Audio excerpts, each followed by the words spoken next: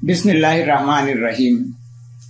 عزیز طلباء و طالبات، یہ کہانی یہاں سے چلتی ہے کہ ایک روز کراچی سے محترم محمود الحق صدیقی صاحب نے مجھ سے رابطہ کیا۔ میں اسلام آباد میں رہتا ہوں۔ محمود صاحب نے اسلامک ریسرچ اکیڈمی کے زیر اہتمام منعقد ہونے والی آپ کی اس تربیت گاہ کی تفصیلات سے مجھے آگاہ کیا۔ تفصیلات سے آگاہ کرنے کے بعد ناگاہ کہا کہ آپ کو بھی اس تربیت گاہ سے ایک فاصلاتی خطاب کرنا ہے۔ ان کا حکم سر آنکھوں پر، لیکن یہ حکم سنتے ہی مجھے آپ سے ہمدردی ہو گئی۔ مجھے ایسا محسوس ہوا کہ تربیت گاہ کے منتظمین افسانہ نگاری اور کہانی نویسی کی تربیت دینے کے ساتھ ساتھ آپ کو ضبط اور برداشت کی تربیت دینے پر بھی تلے ہوئے ہیں۔ تو اب آپ کو صبر و تحمل کے ساتھ میری یہ خرافات سننی پڑیں گی، کیونکہ یہ آپ کی آج کی تربیت کا حصہ ہے۔ یہ گفتگو سن کر آپ کے ذہن میں جو سوالات اٹھیں انہیں ضبط کر لیجئے، کیونکہ فی الحال میں براہ راست آپ کے سوالات کے جوابات دینے سے قاصر ہوں۔ البتہ اگر کوئی بہت اہم سوال ہو تو وہ آپ مجھے بالواسطہ یعنی محمود الحق صدیقی صاحب کے واسطے سے اسلام آباد بھجوا سکتے ہیں۔ میں انشاءاللہ اپنی بساط کے مطابق آپ کے سوال کا ضرور جواب دوں گا، بشرطے کہ سوال کا تعلق آج کے موضوع سے ہو۔ آج کا موضوع جیسا کہ آپ کے علم میں ہے، کہانی میں زبان و بیان کی اہمیت ہے۔ ہمارے موضوع کے 3 کلیدی الفاظ ہیں: کہانی، زبان اور بیان۔ کہانی کیا ہوتی ہے؟ کہانی کہی ہوئی چیز کو کہتے ہیں، من گھڑت چیز کو۔ جو قصہ اپنے جی سے جوڑ کر بنایا جائے وہ ہے کہانی۔ ہمارے اردو محاورے کے مطابق کہانی کہی جاتی ہے۔ کہانی حقیقت کی ضد ہے۔ شاعر کہتا ہے کہ حقیقت پھر حقیقت ہے، کہانی ہو نہیں سکتی۔ تو جناب، حقیقت اور کہانی میں فرق ہوتا ہے۔ کیا فرق ہوتا ہے یہ تو آپ کو حماد ظہیر بھائی سے پوچھنا چاہیے تھا۔ اس وقت تو بس اتنا جان لیجئے کہ اگر آپ کسی حقیقت کو کہانی کے انداز میں پیش کرنا چاہتے ہیں تو اسے کہانی میں ڈھالنے کے لیے لازماً کچھ نہ کچھ اپنے جی سے جوڑ کر شامل کرنا پڑے گا، تبھی اس میں کہانی کا لطف پیدا ہوگا۔ مختصر یہ کہ کہانی میں جب تک بیل بوٹے نہ ٹانکے جائیں کہانی نہیں بنتی، اور اس بات کو ہماری طالبات خوب اچھی طرح سمجھتی ہوں۔ کہانی کے بعد اگلا کلیدی لفظ ہے زبان۔ تو صاحب، ہماری زبان میں زبان کا لفظ 2 معنوں میں استعمال ہوتا ہے، یا یوں کہہ لیجئے کہ ہم اپنے منہ میں 2 قسم کی زبانیں رکھتے ہیں۔ ایک وہ زبان جس سے ہم ذائقہ چکھتے ہیں، میٹھا، نمکین اور کڑوا وغیرہ، اور دوسری وہ زبان جس سے ہم گفتگو کرتے ہیں، میٹھی، نمکین اور کڑوی وغیرہ۔ آخری کلیدی لفظ ہے بیان، اور اسی سے ہم اپنے آج کے بیان کا آغاز کریں گے۔ سورہ رحمان کی ابتدائی 4 آیات پڑھیے۔ اعوذ باللہ من الشیطان الرجیم، بسم اللہ الرحمن الرحیم۔ الرحمن علم القرآن خلق الانسان علمہ البیان۔ جس رحمان نے قرآن کی تعلیم دی اسی نے انسان کو پیدا کیا اور اپنے خیالات کو بیان کرنے کا سلیقہ سکھایا۔ اللہ ہر انسان کو کیسے سکھاتا ہے؟ بالکل ویسے ہی جیسے شہد کی مکھی کو پھول کا رس چوسنے سے لے کر شفا بخش شہد تیار کرنے تک کا ایک ایک مرحلہ سکھاتا ہے. گویا اللہ تعالی نے جس طرح شہد کی مکھی کو پھولوں سے رس کشید کر کے شہد بنانا سکھایا، اسی طرح ہر انسان کو الفاظ بنانا اور اشیاء کے نام رکھنا سکھایا. اس کا آغاز پہلے انسان سے ہوا. سورۃ البقرہ کی آیت نمبر 31 میں بتایا گیا ہے کہ وَعَلَّمَ الْآدَمَ الْأَسْمَاءَ كُلَّهَا. اللہ تعالی نے حضرت آدم علیہ السلام کو تمام اشیاء کے نام سکھا دیے. یہ بات یاد رکھیے کہ سیدنا آدم علیہ السلام اس زمین پر اترے تو علم الاسماء سے بہرہ مند ہو کر اترے تھے.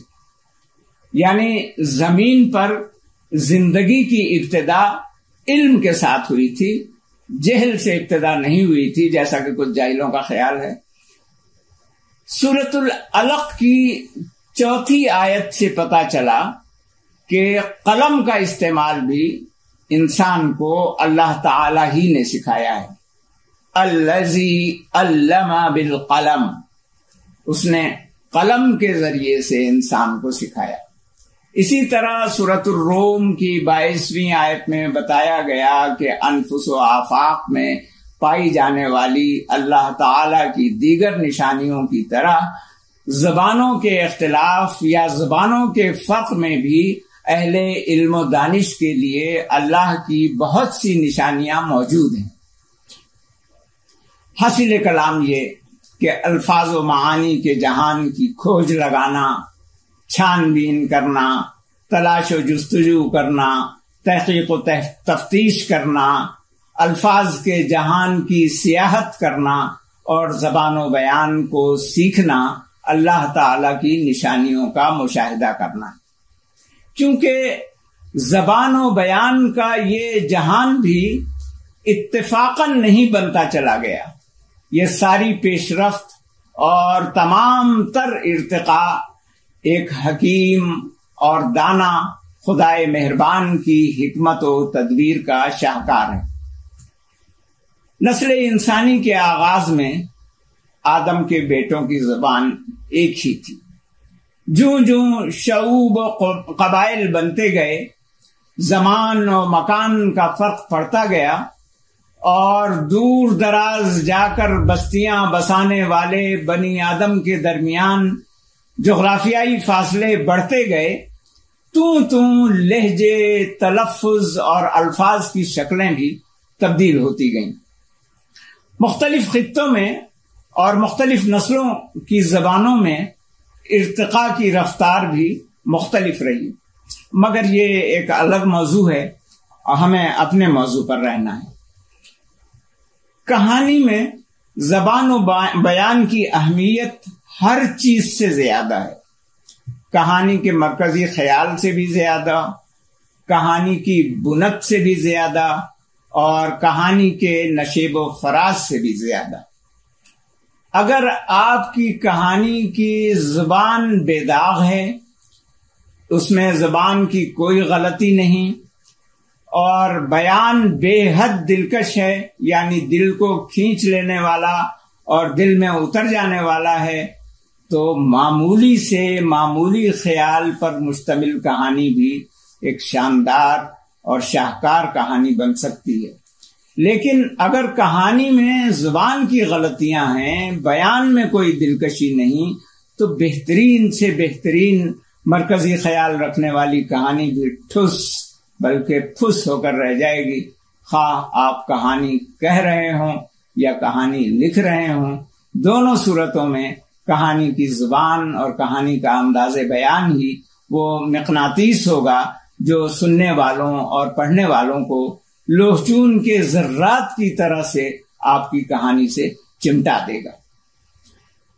زبان و بیان میں دلکشی پیدا کرنے کا ہنر ایسی چیز نہیں جو ایک مجلس کی نشست میں مکمل طور پر سکھایا جا سکے، خواہ نشست کتنی طویل ہی کیوں نہ ہو۔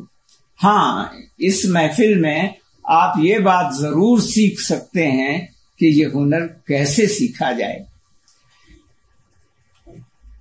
اب سب سے پہلے زبان کا پہلو لے لیجئے۔ آپ نے اپنے قاری تک ابلاغ کے لیے اردو زبان کا انتخاب کیا ہے، لہذا آپ سے یہی توقع رہے گی کہ جب تک آپ اردو لکھتے رہیں گے تو اردو ہی لکھیں گے، خالص اردو۔ دوسری زبان کی ملاوٹ سے اس میٹھی زبان کی کڑواہٹ نہیں بنائیں گے، اس میں کڑواہٹ نہیں گھولیں گے۔ کوشش کر کے چند جملے ایسے لکھیے جس میں انگریزی کا ایک لفظ بھی استعمال نہ کیا گیا ہو، پھر اپنے ہی لکھے ہوئے جملوں کو پڑھ پڑھ کر اپنا ہی سر دھنیے کہ واہ کیا دلکش زبان لکھی ہے۔ اچھی زبان لکھنے کے لیے بہت ضروری ہے کہ آپ جو لفظ استعمال کر رہے ہیں اس کے اصل معنی آپ کو معلوم ہوں۔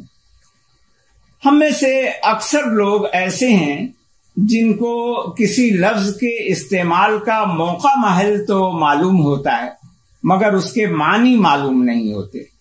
ایسے تمام الفاظ کی فہرست بناتے رہیے جن کو آپ استعمال تو کرتے ہیں مگر ان کے معنی معلوم نہیں۔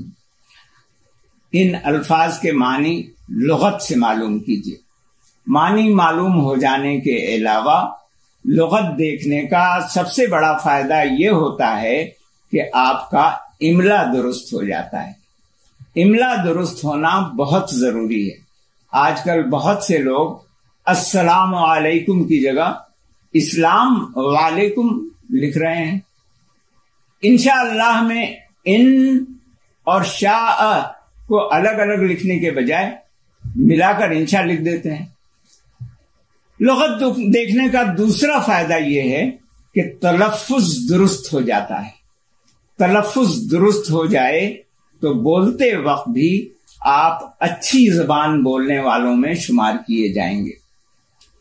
اور لغت دیکھنے کا تیسرا فائدہ یہ ہے کہ آپ کو ایک لفظ کے کئی متبادل مل جاتے ہیں۔ اگر آپ کو 3 جملے لکھنے ہیں اور تینوں جملوں میں ایک ہی لفظ بار بار یعنی 3 بار استعمال کرنا ہے تو شاید یہ تکرار آپ کی تحریر کا حسن تباہ کر دے۔ لیکن اگر آپ پہلے جملے میں جو لفظ استعمال کر رہے ہیں دوسرے جملے میں اس کا ایک متبادل اور تیسرے جملے میں اسی لفظ کا ایک اور متبادل لفظ استعمال کریں تو آپ کی تحریر کا قاری جھوم اٹھے گا۔ میر انیس کہتے ہیں کہ گلدستہ معنی کو نئے ڈھنگ سے باندھوں، ایک پھول کا مضمون ہو تو 100 رنگ سے باندھوں۔ لفظ کے معنی جانے بغیر اس کے استعمال کی ایک مثال پیش کر کے میں آگے بڑھتا ہوں۔ اکثر ہم اس قسم کے جملے پڑھتے ہیں کہ اس کے چہرے کی چمک اس کی خوشی کی غمازی کر رہی تھی۔ اگر میں اس وقت آپ سے فاصلاتی خطاب نہ کر رہا ہوتا اور آپ کے درمیان موجود ہوتا تو آپ سے سوال کرتا کہ ذرا ہاتھ کھڑا کر کے بتائیں کہ کتنے لوگوں کو غمازی کے اصل معنی معلوم ہے۔ صاحب، غماز کہتے ہیں چغل خور کو اور غمازی کہتے ہیں چغلی کھانے کو۔ یہ فقرہ تو درست ہو سکتا ہے کہ اس کی کھسیانی مسکراہٹ اس کے جھوٹ کی غمازی کر رہی تھی، مگر پہلا جملہ اس طرح درست ہوگا کہ اس کے چہرے کی چمک سے اس کی خوشی ظاہر ہو رہی تھی۔ آپ جو لفظ بھی استعمال کریں اگر اس کے معنی معلوم نہ ہوں تو لغت سے معلوم کر لیں تاکہ آپ ہر لفظ اپنے درست معنوں میں استعمال کریں۔ زبان کے بعد مرحلہ آتا ہے بیان کا۔ بیان کے گر بیان کرنا سب سے مشکل کام ہے۔ اس کے 1000 پہلو ہیں، مگر اس نشست میں ہم کچھ چھوٹی چھوٹی اور موٹی موٹی باتیں آپ کو بتائے دیتے ہیں. اس کے بعد بقول رحمان کی یعنی باقی کام تمہارا ہے، کر ڈالو تو پوبارہ ہے. یہ پوبارہ کیا ہوتا ہے؟ لغت دیکھ لیجئے، آپ کے پوبارہ ہو جائیں گے. پتہ چل جائے گا کہ 12 خانوں والے کسی بھی کھیل کا جوا جیت جانے کو پوبارہ کہتے ہیں، پوبارہ ہو جانا. اس محاورے سے اس کا مجازی مفہوم کامیاب ہو جانا لیا گیا ہے. بیان کو دلکش بنانے کا سب سے آسان نسخہ یہ ہے کہ فقرے چھوٹے چھوٹے لکھیے، مکالمے بھی چھوٹے چھوٹے جملوں سے بنائیے. مثلا اگر آپ کہانی اس طرح شروع کریں کہ کل میرا ایک پرانا دوست جو پرانے محلے میں برابر والی گلی میں رہتا تھا، میرے ساتھ کرکٹ کھیلتا تھا، اچانک بازار میں نظر آ گیا، تو آپ کا قاری خاصی دیر تک اسی فقرے پر نظریں گھماتا رہے گا، پھر الجھ کر کہیں اور گھومنے چلا جائے گا. اس طویل فقرے کو کئی چھوٹے چھوٹے جملوں میں بانٹ دیجیے، بات دلچسپ ہو جائے گی. مثلا کل بازار میں اچانک ایک پرانا دوست نظر آ گیا، ایک فقرہ. یہ دوست میرے پرانے محلے میں میری گلی کے برابر والی گلی میں رہتا تھا.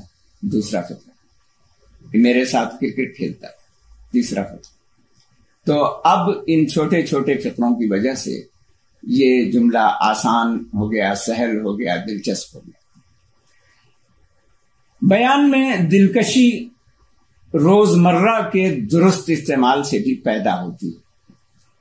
روزمرہ کا لغوی مطلب تو روزانہ یا ہر روز یا آئے دن ہوتا ہے.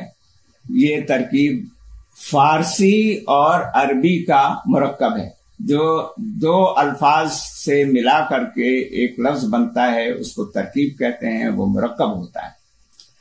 روز فارسی کا لفظ ہے اور اس کا مطلب ہے دن، اور مرہ عربی کا لفظ ہے، اس کا مطلب ہے بار بار، یعنی دفعہ یا مرتبہ. یہ ایک بار، دو بار، تین بار، ایک مرتبہ، دو مرتبہ، تین مرتبہ، ایک دفعہ، دو دفعہ، تین دفعہ، مرہ کا یہ مطلب ہے. تو یہ مرکب اصل میں تو خود اہل فارس نے بنایا ہے، ایرانیوں نے. اس کا ایک مطلب وجہ معاش بھی ہے. مثلا آہن گری ان کا روزمرہ تھا، یعنی لوہے کا کام کرنا ان کا ذریعہ معاش تھا. مگر یہاں جو لفظ استعمال کے طور پر استعمال کیا جا رہا ہے روزمرہ، تو وہاں اس لفظ کے خصوصی معنی لیے جائیں گے. اور یہ روزمرہ جو ہے وہ اردو قواعد و انشاء میں ایک اصطلاح ہے. تو اصطلاحاً اس انداز بیان یا اس اسلوب یا بول چال کے اس طریقے کو روزمرہ کہتے ہیں جو کوئی بھی زبان بولنے والے اپنی گفتگو میں اختیار کرتے ہیں. مثال کے طور پر آپ اس بات سے واقف ہوں گے کہ انگریزی میں ٹو ٹیک ایگزامینیشن کہا جاتا ہے امتحان دینے کو. یہ ان کے روزمرہ کے مطابق ہے. اگر ہم امتحان دینے کو ٹو گیو ایگزامینیشن کہیں گے تو یہ انگریزی روزمرہ کے خلاف ہوگا. تو تمام زبانوں میں اسی طرح کچھ الفاظ کو ادا کرنے کا ایک خاص اسلوب ہوتا ہے. تو اردو میں جیسے بلا ناغہ کہا جاتا ہے، اس کو ہم اگر بے ناغہ لکھیں تو اس کا مفہوم تو ادا ہو جائے گا، مگر یہ روزمرہ کے خلاف ہوگا. تم روز روز آ جاتے ہو، یہ روزمرہ ہے. اس کی جگہ اگر ہم کہیں کہ تم دن دن آ جاتے ہو تو یہ روزمرہ بول چال کے مطابق نہیں ہوگا. اسی جملے کو اگر یوں کہا جائے تو روزمرہ کے مطابق ہو جائے گا کہ تم ہر دن آ جاتے ہو. تو اب دیکھیے، کھانا، پینا، مارنا وغیرہ ایسے مخصوص افعال ہیں جن کا مفہوم ہر شخص سمجھتا ہے. مگر اردو زبان میں قسم کھانا، غصہ پینا اور شیخی مارنا بولا جاتا ہے، جبکہ ان الفاظ کا تعلق عملاً کھانے پینے اور مارنے سے ہے نہیں، اس کی گنجائش ہی نہیں نکلتی. ہاں شیخی مارنے والے کو مار کھاتے ضرور دیکھا. ہمارے ہاں روزمرہ کے خلاف بولنا اور لکھنا بھی اب عام ہوتا جا رہا ہے. مثلا یہ تو ٹھیک ہے کہ ہم درختوں کی شاخوں سے پھل علیحدہ کرنے کو پھل توڑنا کہتے ہیں. یہاں توڑنا کا مفہوم ہرگز یہ نہیں ہے کہ ہتھوڑا لے کر پھلوں کی ایسی تیسی کر دی جائے. لیکن پھول توڑنا اردو محاورے کی طبع نازک پر گراں گزرتا ہے. اس کے لیے پھول چننا اردو کا روزمرہ ہے، جس میں ایک افسانوی انداز شامل ہو جاتا ہے. اکثر باغچوں اور باغیچوں کی روشوں پر آپ نے دیکھا ہوگا کہ پھول توڑنا منع ہے کا حکم امتناع لگا ہوتا ہے، لیکن وہاں پر درست یوں ہونا چاہیے کہ یہاں سے پھول چننا منع ہے. دسترخوان پر بھی کھانا چنا جاتا ہے، مگر اب تو خود ہمارے گھروں میں سے یہ آواز بلند ہوتی ہے کہ میز پر کھانا لگا دیا ہے، جیسے چندیا پر چپت لگا دیا ہو. اہل پنجاب میں یہ چپت لگانے کی جگہ چپیڑ لگانا محاورہ ہے، روزمرہ ہے، تو روز لگاتے ہوں گے، نیٹر لوگ ہیں. روزمرہ کے مطابق دھوکہ دیا جاتا ہے، حلف لیا جاتا ہے، موقع پایا جاتا ہے، عزت کھوئی جاتی ہے، لباس پہنا جاتا ہے، ٹوپی اوڑھی جاتی ہے، پردہ کیا جاتا ہے، نقاب ڈالا جاتا ہے اور سر پر دوپٹہ لیا جاتا ہے. لیکن دوپٹہ اوڑھ لینے میں بھی کوئی حرج نہیں. تاہم آج کل کی خواتین کچھ حرج محسوس کرنے لگی ہیں تو ان کی دیکھا دیکھی سیاسی کارکنان جو ہیں وہ دوپٹہ گلے میں لٹکائے پھرتے ہیں. اگر آپ یوں کہیں کہ ساجد اور ماجد کی تنخواہ برابر ہی ہوگی یا 29-30 کا فرق ہوگا تو یہ بھی روزمرہ کے خلاف ہے. دونوں کی تنخواہوں میں فرق بس 19-20 کا ہونا چاہیے.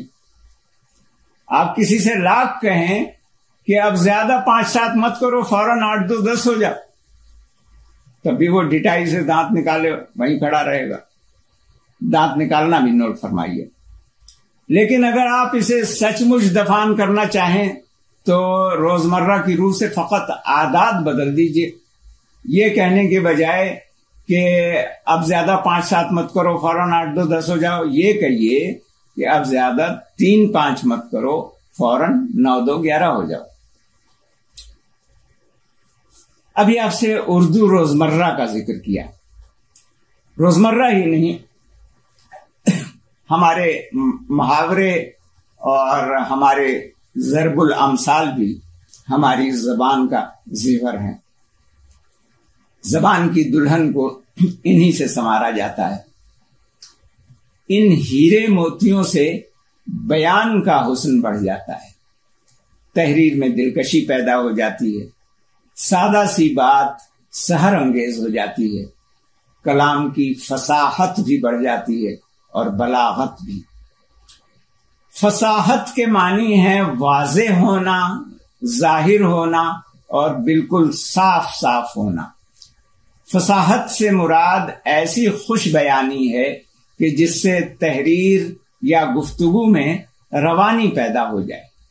کسی لفظ یا کسی فقرے کو پڑھتے ہوئے طبیعت میں کراہت یا انقباض پیدا نہ ہو، انقباض و قبض والی حالت. جبکہ بلاغت کے معنی یہ ہیں کہ سننے یا پڑھنے والے تک جو بات آپ پہنچانا چاہتے ہیں وہ بالکل ٹھیک ٹھیک پہنچ جائے، سامع یا قاری کی سمجھ میں اچھی طرح آ جائے، اس کے دل میں اتر جائے. اکبر الہ آبادی کہتے ہیں کہ سمجھ میں صاف آ جائے، فصاحت اس کو کہتے ہیں. اثر ہو سننے والے پر، بلاغت اس کو کہتے ہیں. لہذا روزمرہ ہو یا ضرب المثل اور کہاوت وغیرہ، یہ تمام اجزاء بیان میں چاشنی پیدا کر دیتے ہیں. ان سے زبان رسیلی ہو جاتی ہے، کرخت نہیں رہتی. سننے یا پڑھنے والے کو لطف آنے لگتا ہے کہ وہ کہیں اور سنا کرے کوئی. یا ایسی کسی تحریر کو کوئی شخص اگر پڑھنا شروع کر دے تو پڑھتا ہی چلا جائے، چھوڑنے کا جی نہ چاہے، پڑھتے ہوئے کوئی اکتاہٹ محسوس نہ کرے۔ محاورہ کے لغوی معنی ہیں گفتگو کرنا یا جواب دینا۔ اگر کسی خاص علاقے کے لوگ گفتگو میں کوئی خاص انداز یا طریقہ اختیار کرتے ہیں تو کہا جاتا ہے کہ یہ اس علاقے کا محاورہ ہے، مگر محاورے کے اصطلاحی معنی اور ہیں۔ اصطلاحاً ان کلمات کو محاورہ کہا جاتا ہے جن کی مدد سے کوئی بھی زبان بولنے والے انوکھے اور نرالے انداز میں اپنا اظہار مدعا کرتے ہیں۔ ان کلمات یا ان الفاظ کے حقیقی معنی نہیں لیے جاتے، کچھ اور معنی ان سے وابستہ کر دیے جاتے ہیں اور ہمیشہ وہی مراد ہوتے ہیں۔ مثال کے طور پر اگر کوئی شخص آپ سے یہ کہے کہ میں گھر پہنچا تو بچوں نے آسمان سر پہ اٹھا رکھا تھا، تو اس کے سر نہ چڑھ جائیے کہ جھوٹے لپاڑیے، بچے بھلا اتنے بلند و بالا اور وسیع و عریض آسمان کو سر پر کیسے اٹھا سکتے ہیں؟ جھوٹ بولو تو ایسا بولو کہ جو چل جائے۔ کہنے کو تو ہم نے کہہ دیا کہ سر پر چڑھ جانا بھی عملاً ممکن نظر نہیں آتا۔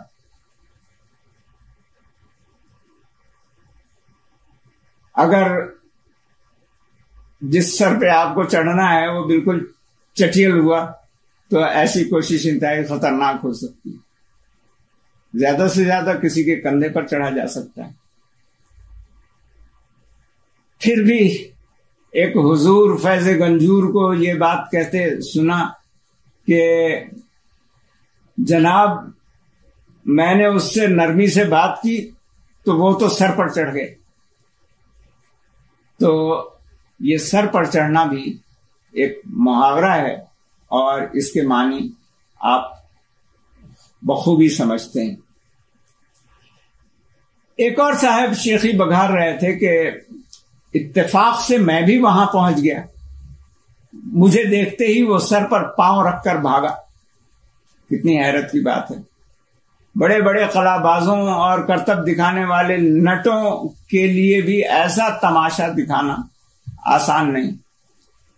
چین کی چست خواتین کو ورزشی کرتب دکھاتے ہوئے ہم نے ہی نہیں آپ نے بھی دیکھا ہوگا کہ وہ سر پر پاؤں رکھ لیتی ہیں۔ سر پر پاؤں رکھتے تو دیکھا ہوگا، مگر اس حالت میں بھاگتے ہوئے انہیں بھی نہیں دیکھا ہوگا۔ تو یہاں یہ بات بھی نوٹ فرما لیجئے کہ محاورے کے الفاظ نہیں بدلے جا سکتے۔ بھاگنا پڑے تو سر پر پاؤں رکھ کر ہی بھاگنا پڑے گا۔ سر پر پیر رکھ کر بھاگے تو آپ کا بھاگنا خلاف محاورہ ہو جائے گا۔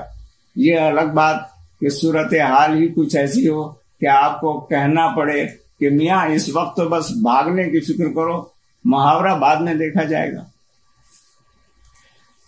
القصہ مختصر، محاورہ زیادہ تر فعل ہی کی ایک شکل ہوتا ہے، مگر اس کے حقیقی معنی نہیں لیے جاتے، مجازی معنی لیے جاتے ہیں۔ مثلا اپنے پاؤں پر آپ کلاڑی مارنا اور کلاڑی مار کر فارغ ہونے کے بعد ٹامک ٹوئیاں مارنا، دن میں تارے دکھائی دینا، چادر پاؤں سے باہر پھیلانا، حاتم تائی کی قبر پر لات مارنا، رائی کا پہاڑ بنانا یا بات کا بتنگڑ بنا دینا، غصہ ناک پر رکھنا، کاٹ کھانے کو دوڑنا اور ناک میں دم کر دینا وغیرہ۔ ضرب الامثال کے معنی ہیں مثالیں دہرانا۔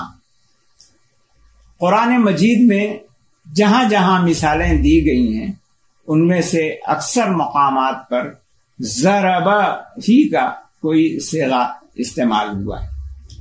یہ کثیر المعانی لفظ ہے۔ ضربہ کے بہت سارے معنی ہیں، جانا، سفر کرنا وغیرہ وغیرہ، بہت سارے معنی ہیں، لیکن یہاں ہم صرف ایک معنی لے رہے ہیں۔ ضرب المثل میں بالعموم کوئی مثال پیش کی جاتی ہے. ضرب المثل کی جمع ضرب الامثال ہے. اصطلاحاً اس سے مراد وہ اقوال، فقرے، اشعار یا مصرے لیے جاتے ہیں جو زندگی کے کسی خاص اصول، کسی حقیقت یا کسی رویے کو مختصر الفاظ میں بیان کر دیں. ہندی زبان میں اسی کو کہاوت کہتے ہیں. کہاوت کا مطلب ہے کہی ہوئی بات. اچھی بات کسی نے بھی کہی ہو، دل کو بھا جائے تو لوگ اسے اپنے خیالات کی ترجمانی کے لیے استعمال کرنے لگتے ہیں. عام طور پر ایسی باتیں دانش مندانہ اور حکیمانہ اقوال پر مشتمل ہوتی ہیں. بہت سی کہاوتیں اور ضرب الامثال ایسی ہیں جن سے حکایتیں اور قصے وابستہ ہیں. مثلا چور کی داڑھی میں تنکا، بنیے کا بیٹا کچھ دیکھ کر ہی گرتا ہے، دودھ کا دودھ اور پانی کا پانی، انگور کھٹے ہیں، کوا چلا ہنس کی چال، اپنی چال بھی بھول گیا، بلی شیر کی خالہ ہے. ان سب سے قصے جڑے ہوئے ہیں. یہ مصرع بھی ضرب المثل بنا ہوا ہے کہ ہم تو ڈوبے ہیں صنم، تم کو بھی لے ڈوبیں گے.